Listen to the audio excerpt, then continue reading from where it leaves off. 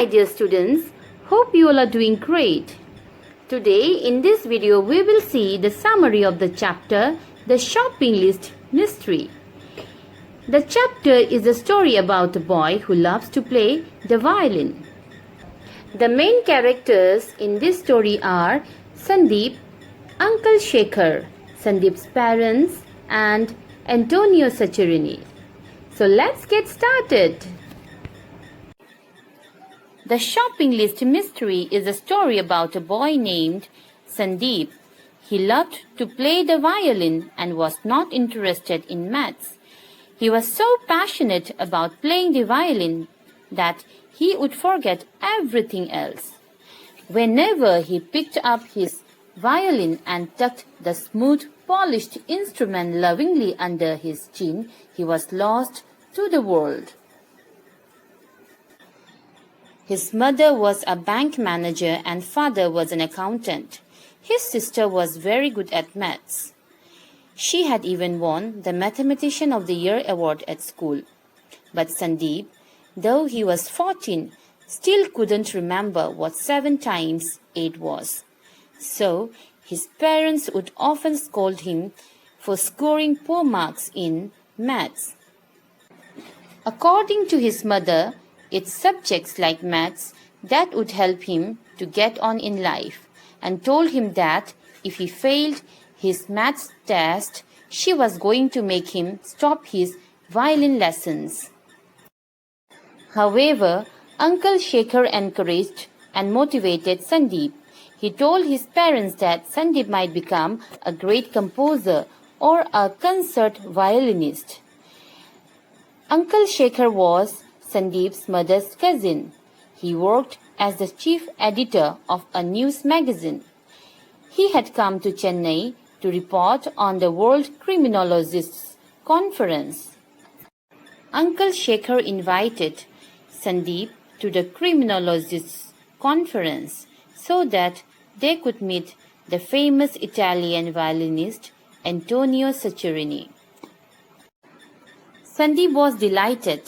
The next evening, he arrived early at the World Criminologists Conference.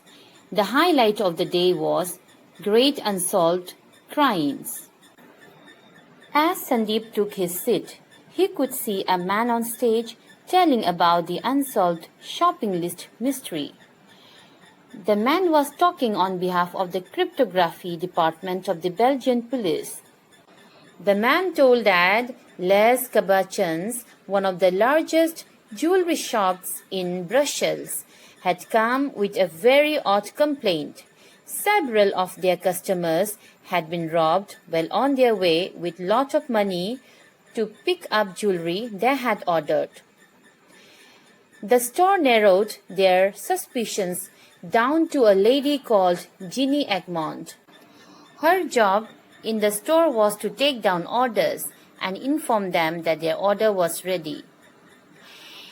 The police began following her and noticed that she was doing something very odd when she went to one small grocery store.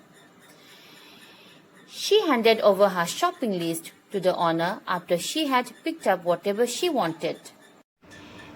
The police realized that the list was the code by which she was passing on the message. Within a few days, when another customer was robbed, they arrested Ginny Egmont and the grocery shop owner. At the time of the arrest, they found a child's school bag and a folder with some sheets of music in it in her car. Though the robbery stopped with that arrest, they could never prove Ginny Egmont guilty. After hearing the case of unsolved shopping list mystery, Sandeep was in deep thought. A strange restlessness engulfed him. Then suddenly he heard his name being mentioned. Actually, Uncle Shekhar was introducing him to Saccherini. Saccherini offered him to ask a few questions on violin. But Sandeep was totally unprepared. Her mind was busy thinking about the unsolved shopping list mystery.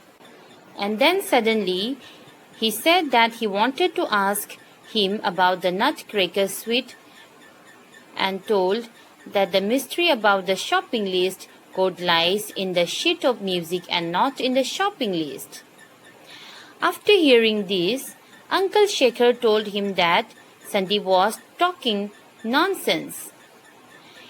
However, Antonio Saccherini intervened and told that violinists never talk rubbish. Sandeep told Signor Saccherini as best as he could. Saccherini then asked Uncle Shekhar to contact the Belgian policeman at once.